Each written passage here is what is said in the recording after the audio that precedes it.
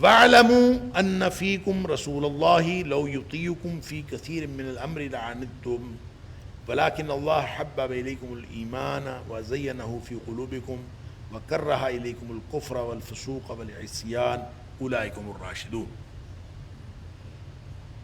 اور جان رکھو یہ کہ رسول اللہ صلی اللہ علیہ وسلم تمہارے درمیان موجود ہیں،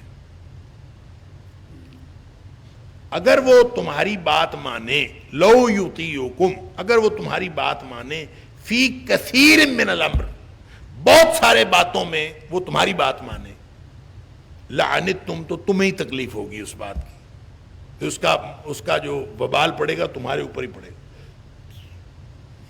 تم مشقت میں پڑو گے۔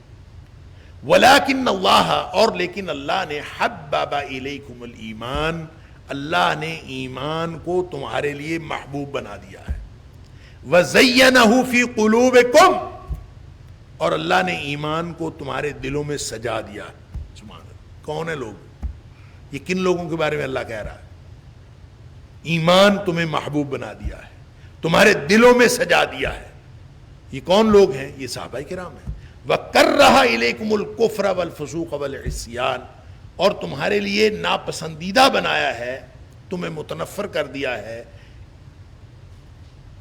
کفر سے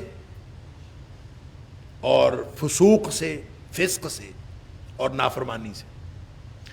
فسق کو گناہ کہہ لیں، عصیان کو نافرمانی کہہ لیں۔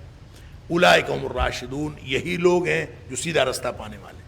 یعنی اندازہ کیجئے کس کس پہلو سے اللہ تعالیٰ نے صحابہ کرام کی شان بیان کی ہے۔ سبحان اللہ۔ اولئک هم الراشدون، یہی وہ لوگ ہیں جو سیدھا رستہ پانے والے ہیں، رشد و ہدایت والے ہیں، یہی وہ لوگ۔